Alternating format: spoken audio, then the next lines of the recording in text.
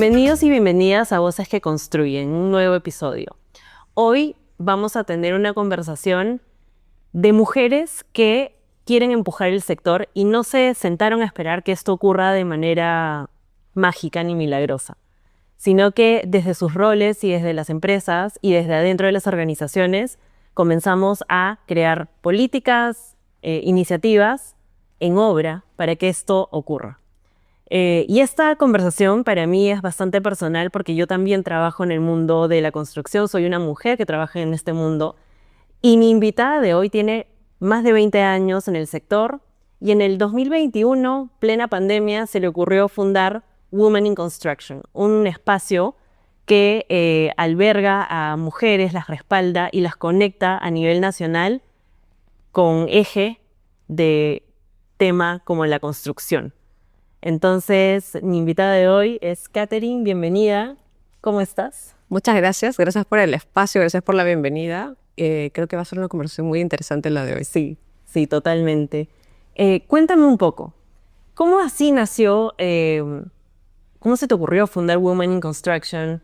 ¿Qué es lo que tú viste que de repente otras personas con más experiencia, más años, más poder en el sector no vieron y tú lo viste y dijiste, bueno, este es el momento de crear este espacio para las mujeres? Women in Construction nace de un traspiés que tuve. Viene la anécdota. Estaba yo en una reunión con un cliente mío, era mi empresa, yo era la gerente general de la empresa, entonces imagínate una mesa como esta. Estaba el cliente y éramos todos los gerentes generales de las supervisoras que nos estaban llamando para hacer un contrato grande. Entonces, yo era la única mujer. Y este gerente agarra y me mira y me dice, ¿a qué hora llega tu jefe?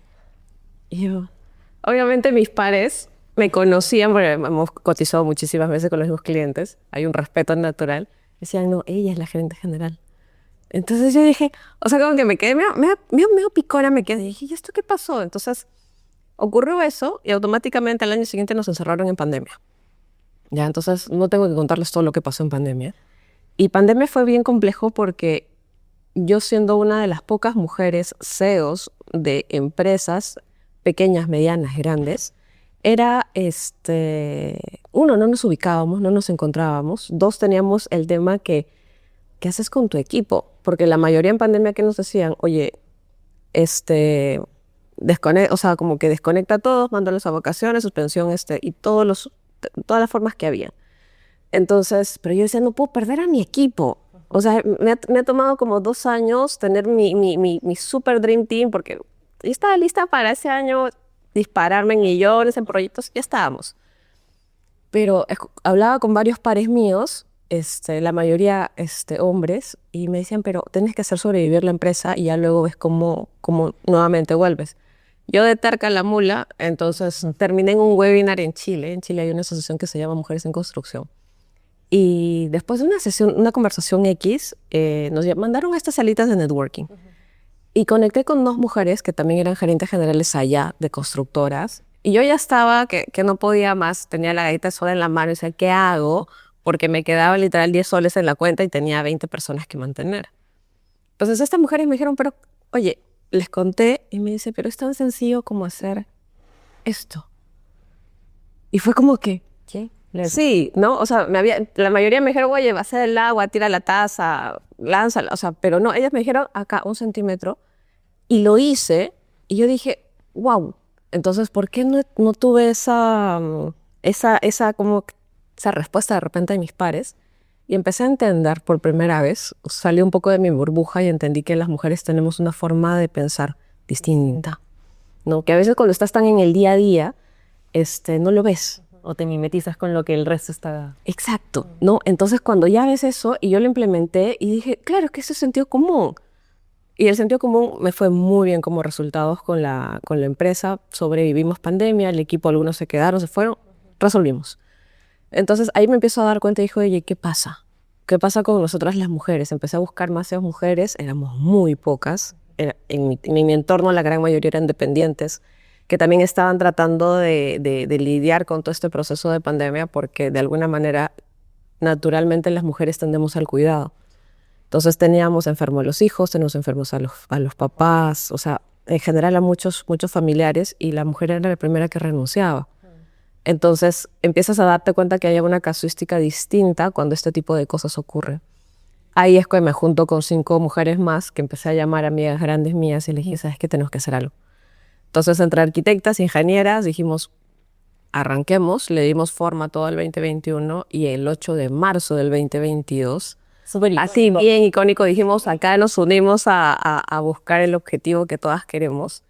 Y el 8 de marzo del 2022 arranca Women in Construction. Wow, sí. Qué historia. Sí, sí, sí, sí. ¿Y cómo fue esa primera reunión de las mujeres? O sea, ¿cuáles eran las expectativas? ¿De qué hablaron? O sea, yo creo que fue como una catarsis así de... Porque además contexto pandemia. Sí, me acuerdo que las primeras reuniones naturalmente eran pues, o sea, totalmente con la mascarilla, o sea, cubiertas, cada una tratando de mantener distancia, obviamente por las familias que teníamos. Era una reunión en la cual queríamos simplemente así dominar el mundo. Decíamos, ya queremos hacer esto y esto y esto y queremos aquello. Entonces, porque te das cuenta que es la primera vez que tienes un espacio para decir qué es lo que quieres, ¿no? Y sobre todo de repente todas las ideas que tenías en el tintero y decías, oye, podemos hacer esto y también esto y llamar acá y hacer acá. Entonces, se hizo un universo gigante que luego también tuvo sus repercusiones. Pero fue una mesa muy interesante. El aprendizaje también, ¿no? Tropezarse, caerse, pero volver a recuperarse con lo aprendido, que es bastante valioso. Sí. Cuando armaste entonces Wincy, porque así es la abreviatura, Wincy, ¿había algún problema puntual que querían resolver en específico o simplemente era como conectar con más mujeres del sector? Inicialmente, Women in Construction ha tenido muchas etapas. Como bien has dicho, nos hemos equivocado, hemos metido la pata de maneras criminales, sí, pero siempre hemos tenido la sabiduría de poder reconocerlo, replantear y reiniciar nuevamente. Entonces, inicialmente lo que queríamos hacer era como que un montón de webinars, toda la parte técnica, y dijimos ya todo el conocimiento que nos falta, que nos gustaría tener para poder desarrollarnos mejor. Entonces fuimos por la parte técnica. Cuando empezamos a ver pues que la malla curricular no nos alcanzaba ni 5 vidas completas de todas para poder estudiar todo lo que queríamos, dijimos, ok, algo estamos haciendo mal. Entonces nos estrellamos contra esa pared tratando de ir por la parte técnica y dijimos, ya no, por acá no es. ¿Qué hicimos? Porque somos arquitectas e ingenieras. Nos pones a nosotras a construir y somos un as perfecto, ¿no? Pero en esta línea de generar comunidad, de ver cómo funciona esta parte más social, no sabemos nada. O sea, solo lo que googleabas y por ahí preguntabas. Sí me tocó acercarme a muchas comunidades pares a nosotras que ya tenían muchos años aquí en Perú, que con toda la amabilidad del mundo, muchas de ellas nos abrieron las puertas y me dijeron, ya mira, esto es así, así, así, así. Y terminé tomándome un montón de cafés con muchas mujeres del sector. Y al final hicimos un primer evento, y en este primer evento el insight era tan sencillo como no quiero estar sola. O sea, nosotras nos estábamos inventando pues la malla curricular, íbamos a llegar a la NASA, construcción, y estamos construyendo en Marte. Ya, pero al final simplemente el insight era no quiero estar sola.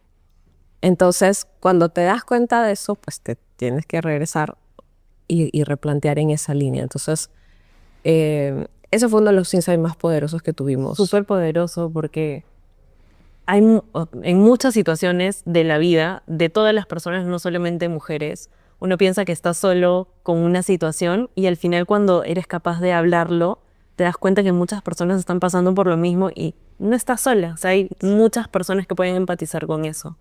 Y con ese objetivo en mente, ¿cuál es el perfil que tú ves en las mujeres que forman parte de Women in Construction? Porque no solamente son arquitectas, sino que creo que se amplió un poco más el espectro de las mujeres que trabajamos en construcción. Sí, mira, fue todo un descubrimiento porque inicialmente, bueno, las que formábamos éramos arquitectas e ingenieras civiles, pero luego empezamos a darnos cuenta que había mujeres que de repente no se pues eran ingenieras industriales, ingenieras químicas, había economistas y demás que si bien sus carreras raíces te llevarían por otros sectores, habían encontrado en construcción algo que les gustaba como pasión y así fueron como, o sea, esa fue la forma en que llegaron a construcción. Entonces dijimos, oye, ok, carreras bases, arquitectura e ingeniería civil, porque bueno, claro, es lo natural, pero hay que abrir también la opción a de que si tu carrera de base es X, pero estás dentro del sector construcción, tienes los mismos problemas que todas nosotras, ya sea que estés en obra o estés en oficina.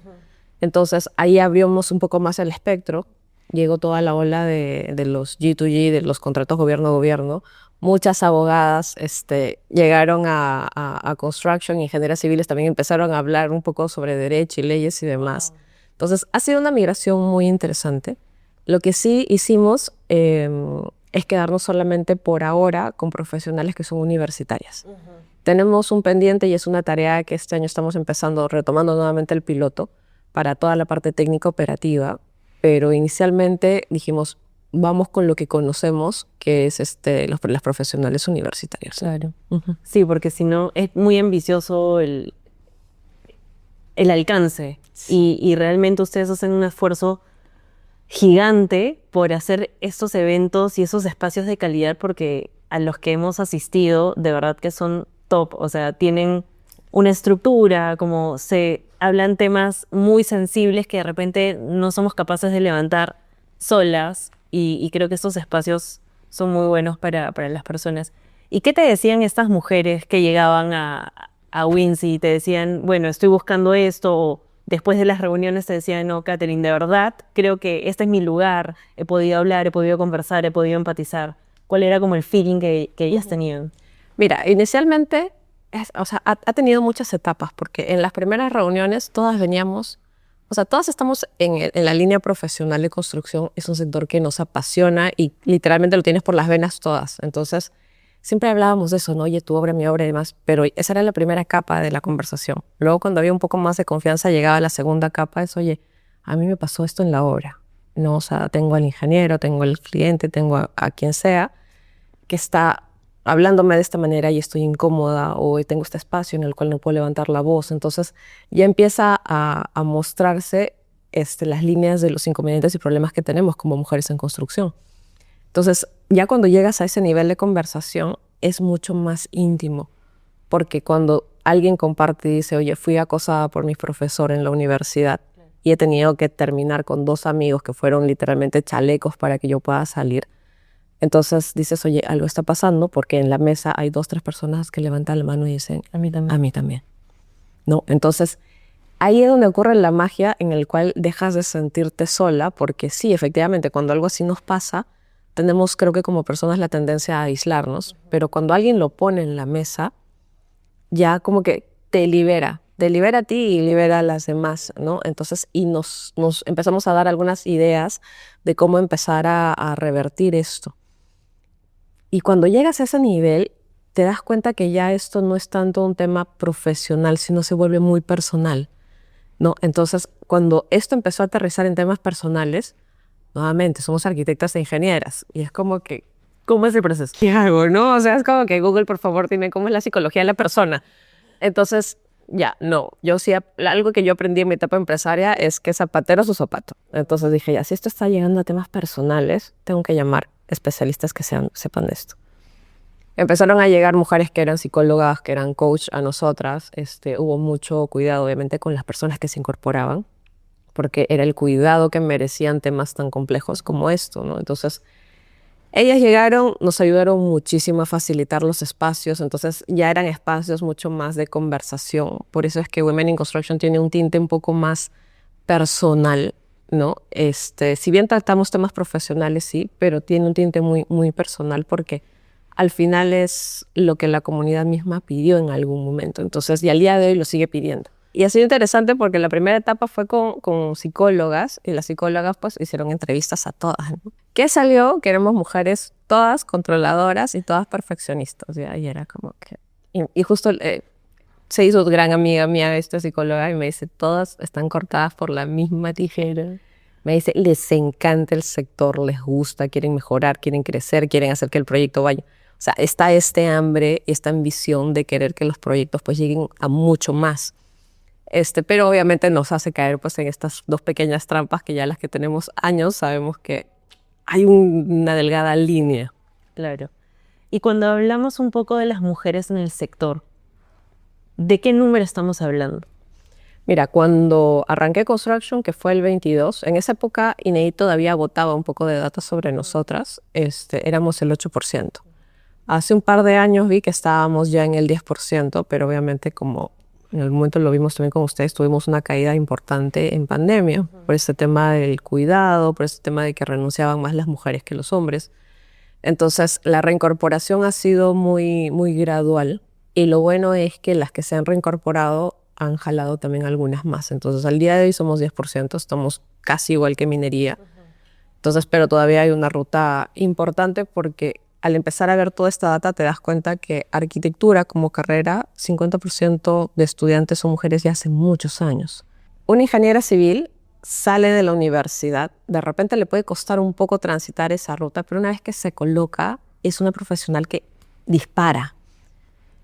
Pero en cambio, en el caso de arquitectura, si bien es mucho más amable porque hay una diversidad un poco más clara, pero al momento de recolocarse, los 3 primeros años son complejos de que ellas puedan encontrar a dónde, o ya sea empresa o sus propios estudios o lo que fuera que quieran. Entonces, tienen barreras distintas, pero en ambos casos nos toca ir un poco a la cantera, ¿no? Que es en algún momento dijimos, oye, ¿por qué ingeniería civil sobre todo no es atractiva en los colegios? No, o sea, es como que, ¿qué está pasando? Porque yo decía, ya sí, mi bandera era más mujeres en construcción.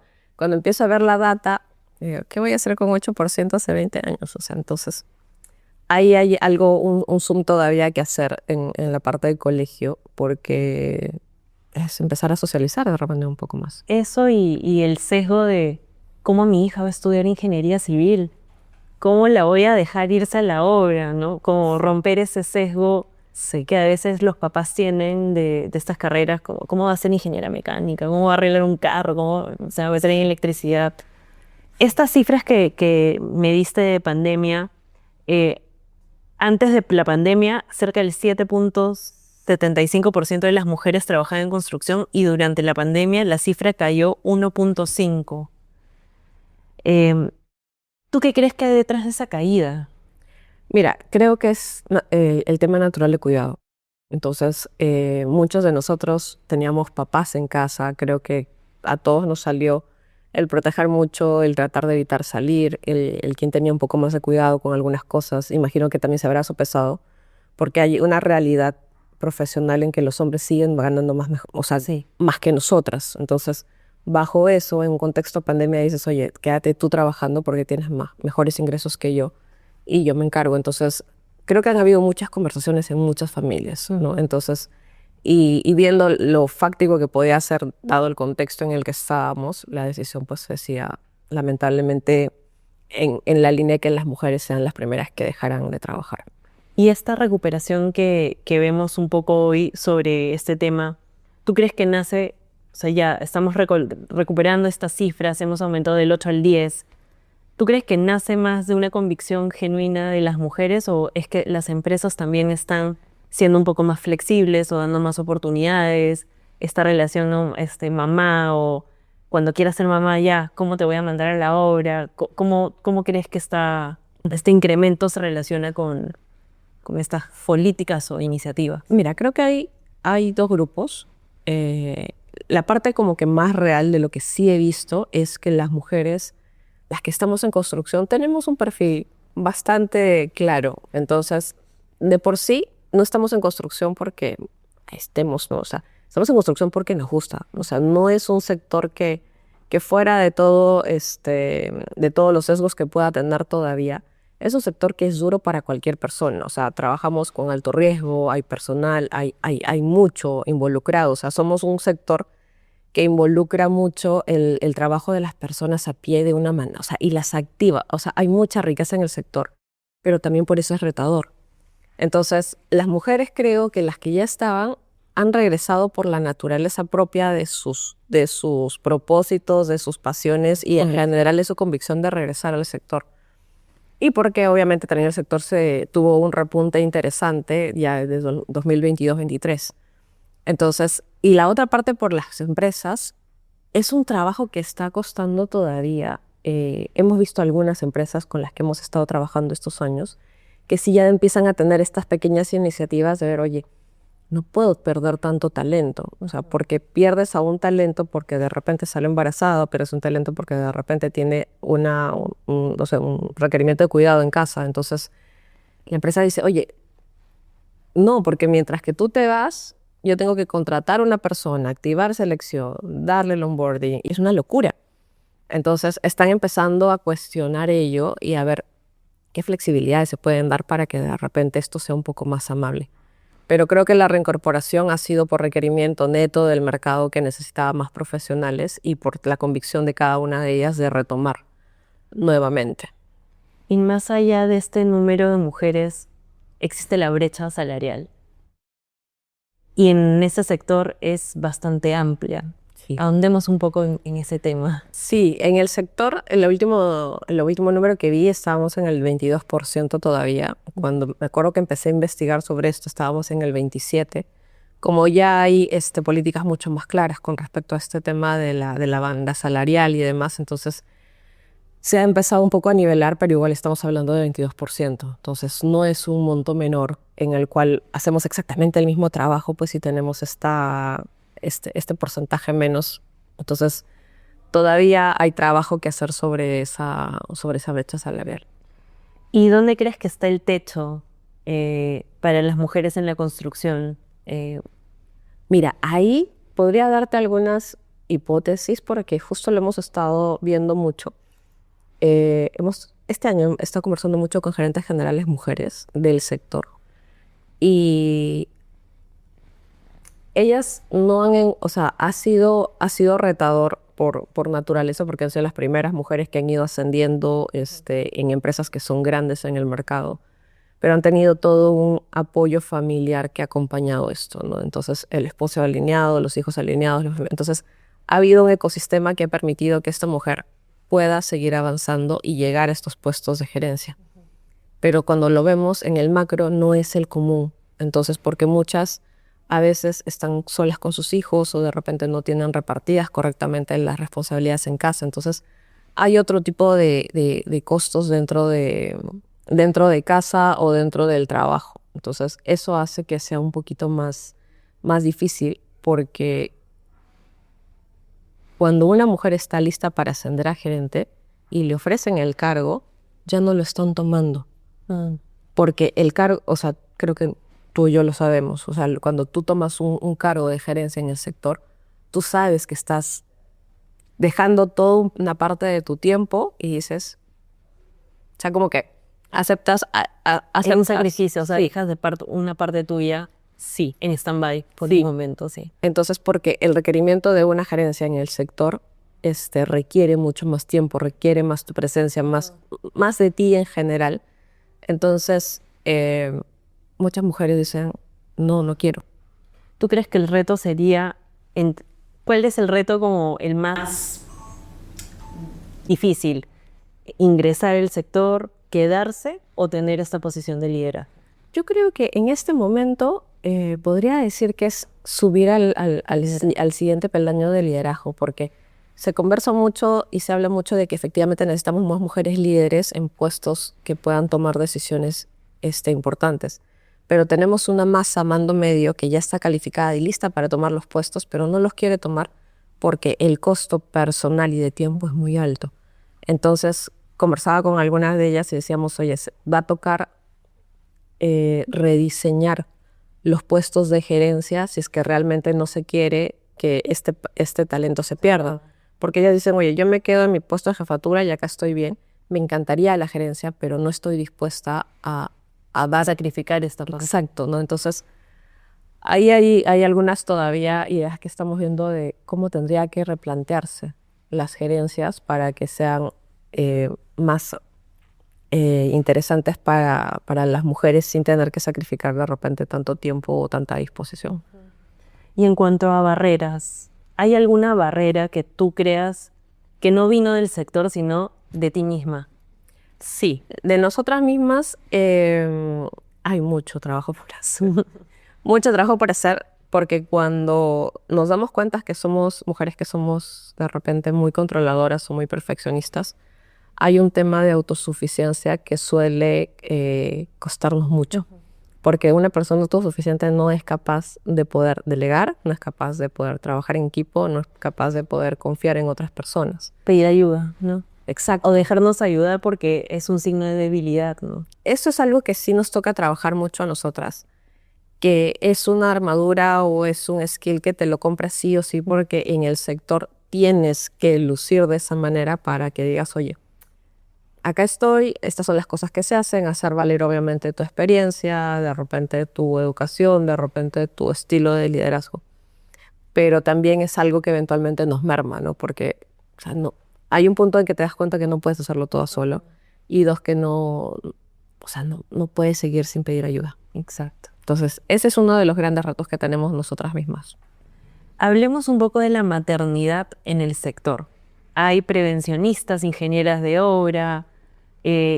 ¿Cuáles crees que son los retos para ella? ¿Qué políticas de repente alguna empresa tiene para flexibilizar ese trabajo, ayudarlas a que sigan creciendo en sus roles? ¿Y cuáles son también las mayores dificultades? Conozco varias empresas que ya tienen políticas al respecto de la maternidad y si efectivamente hay como que flexibilidades adicionales. Lo que está por norma es lo que usualmente colocan, pero viene también el tema de la lactancia, ¿no? O de repente el del reintegro paulatino, que de repente, oye, no es que te reintegres al 100% mañana, sino como que De a poco. de a pocos. Entonces, sí hay empresas que están empezando a utilizar estas políticas porque dicen, oye, me interesa que ella regrese calma, que regrese tranquila, que no tenga este conflicto para que pueda ser efectiva en ambas partes y yo pueda, pues, ponerla al tanto de los proyectos o en general de la obra lo más pronto posible. Entonces, hay empresas que lo están haciendo, sí, pero también está el otro grupo de empresas que, nuevamente, por la naturaleza propia del sector, viene de, oye, mitiguemos los riesgos. Entonces, bajo la idea de mitigar los riesgos, una mujer embarazada en obra es un riesgo. Ok. Y lo que prefieren es simplemente eliminar el riesgo. Entonces, cuando revisamos la normativa y demás, te das cuenta pues que la normativa no dice absolutamente nada de las mujeres embarazadas. Sin ir muy lejos, yo he tenido mujeres embarazadas en la obra que hacía supervisoras. Entonces, panzas de 8 meses, tú la veías, esa mujer manejaba absolutamente todo, era supervisora, pero ella estaba en obra hasta el último día. Tuvimos que sacarla ya porque ya era, por favor, ya te toca ir a... Entonces, obviamente cumpliendo con todo, ¿no? El permiso del ¿cómo se llama? De su doctor de cabecera, los accesos de Soma. Entonces, se desempeñó sumamente bien en su labor, pero también entiendo que hay otras empresas que no tienen este nivel de repente de tolerancia sobre... O no quieren ponerse a pensar en una solución porque simplemente es mejor ya elimino el riesgo, ya no hay problema y sigo con mi negocio, mis ventas y todo va a funcionar. Sí. Hoy que tú tienes una posición de liderazgo, ¿sientes que tienes el poder real de cambiar las cosas o todavía son decisiones que se toman arriba o encima tuyo? Mira, es una mezcla bien interesante porque es como te comentaba al inicio, ¿no? Viene la parte profesional. Entonces, cuando hablas con términos profesionales y efectivamente de, oye, hay que montar este procedimiento para que una mujer embarazada esté, o hay que diseñar, hacer estos pequeños cambios en roles y funciones para que de repente una gerencia pueda ser atractiva para que una mujer ascienda, o de repente, oye, cómo en las universidades prever que no haya profesores que estén acosando a las alumnas. Entonces, esas pequeñas cosas creo que son solucionables y hay personas que están dispuestas a ello. Pero hay un tema de fondo que es ya la mentalidad y los sesgos naturales como sociedad. Entonces, eso ahí es que cuando yo llegué a ese estadio, te das cuenta de lo minúscula que puede ser. Entonces dije, ok, acá el primer grano de arena frente al Sahara, porque es el Sahara. O sea, te das cuenta de que nosotros somos un ejemplo de lo que pasa en general como sociedad. Entonces, lo bueno es que empiezas a ver que hay otros granos de arena ahí que están levantando la mano y dicen, doña, yo también quiero, ¿no? Entonces empiezan a juntarse entre granos de arena y empezar a hacer las conexiones. Creo que en este momento para mí mi rol viene mucho en las conexiones entre empresas y personas que realmente queramos hacer las cosas de una forma distinta, de repente más humana y que persigamos pues que nuestro sector siga avanzando y creciendo de una manera importante. ¿Cuál crees que es el mito más grande de las mujeres en la construcción? Ay, el mito más grande. Yo creo que, no sé, es que en verdad hay varios, pero déjame pensar un poco en cuál puede ser el más... Un par que tú crees que son los más repetitivos. Por ejemplo, nos pasa más con es más, lamentablemente nos pasa también entre mismas mujeres, ¿no? Porque hay mujeres que me dicen, oye, pero yo ya logré llegar aquí, ¿no? Entonces, mira, yo soy directora de X, de Z y he logrado, y mira toda mi trayectoria. Entonces dices, oye, pero si yo lo he hecho, todas lo pueden hacer. Entonces, creo que ahí hay uno de los mitos que a mí personalmente me genera más ruido, ¿no? Porque no tiene que ser tan duro para todas. O sea, de hecho que para esta mujer que es pionera probablemente, la ruta haya sido muy dura por obvias razones. Entonces, pero tener un poquito más la empatía de entender de que, oye, tú has abierto una primera línea y la idea es que las demás logremos ensanchar un poco para que vayamos más. Entonces, hay mucho juicio entre nosotras mismas muchas veces. Entonces, ese es uno de los mitos que a mí personalmente me genera más ruido. Y el otro es que muchas veces han dicho, oye, las mujeres no pueden trabajar de noche o las mujeres no pueden trabajar en lugares tan alejados.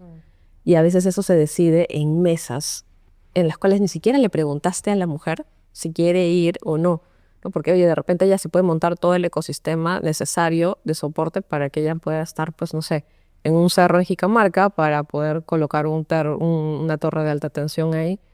O porque dicen, no, pero es mujer y las noches y cómo haces. O sea, sí, efectivamente hay riesgos reales. Hay un interés genuino, eso nunca lo voy a poner en telejuicio.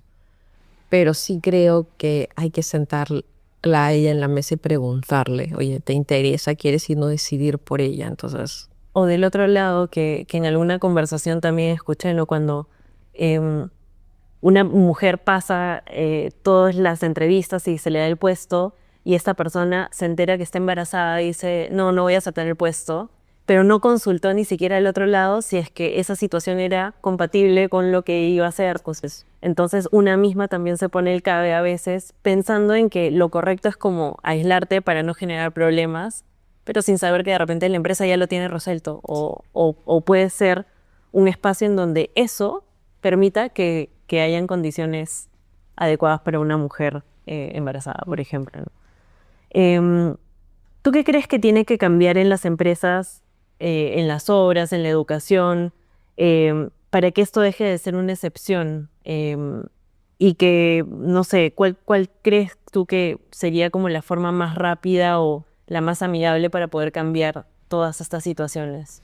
mira, hay muchas empresas que han avanzado muchísimo con respecto al tema de diversidad. Entonces, creo que poder colocar a estas políticas o estos ejemplos de repente de proyectos, programas que puedan tener, ponerlos en plataformas para que otras personas lo puedan ver, porque hay un tema, creo que hay dos vías ahí. La primera es que hay mucho desconocimiento, como siempre han sido muchos hombres en el sector construcción.